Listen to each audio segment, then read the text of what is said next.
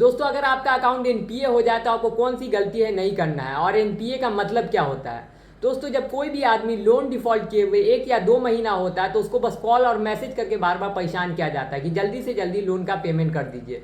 और जब आदमी लोन का पेमेंट नहीं करता है और 3 महीना गुजर जाता है तब जाके आपका अकाउंट एनपीए कर दिया जाता है। जब 90 डेज हो जाता है या 3 मंथ हो जाता है तो आपका अकाउंट एनपीए कर दिया जाता है। अब एनपीए का मतलब क्या होता है। एनपीए का मतलब होता है नॉन परफॉर्मिंग एसिड्स में आपका अकाउंट डाल दिया जाता है। मतलब आपके अकाउंट को ऐसा समझा जाने लगता है जिससे किसी भी तरीका कंपनी को फायदा नहीं है। नॉन परफॉर्मिंग एसिड्स का मतलब है कि ऐसा एसिड्स, ऐसा संपत्ति जिससे कंपनी को किसी भी तरीका प्रॉफिट नहीं हो रहा है, जहां तक लॉस हो रहा है लेकिन प्रॉफिट नहीं हो रहा है। इसी वजह से आपका अकाउंट नॉन परफॉर्मिंग एसिड्स में डाल दिया जाता है। तो कोई भी आदमी अकाउंट एनपीए में जाने के बाद उसके बाद जो पेमेंट करता है तो उससे जो है उसी का लॉस है, जो लोन डिफॉल्ट है उसका लॉस होता है। अगर मान लीजिए कंपनी बोलता है अकाउंट एनपीए में जाने के बाद कि 1,000 भर दीजिए, रिकवरी एजेंट बोलता है 1,000 भर दीजिए या 2,000 भर दीजिए या बस एक ईएमआई भर दीजिए, उसके बाद 2-3 महीना हम आपके घर ही नहीं आएंगे, ना ही आपको परेशान करेंगे। इस तरह का जो बात बोला जाता है, तो जब भी आप उस तरह का पैसा भरते हैं, 1,000 या 2,000 भर देते हैं या एक ईएमआई भर के फिर छोड़ देते हैं, तो उससे आपका कोई भी फायदा नहीं होता। वो पैसा इंटरेस्ट और पेनाल्टी में जाता है,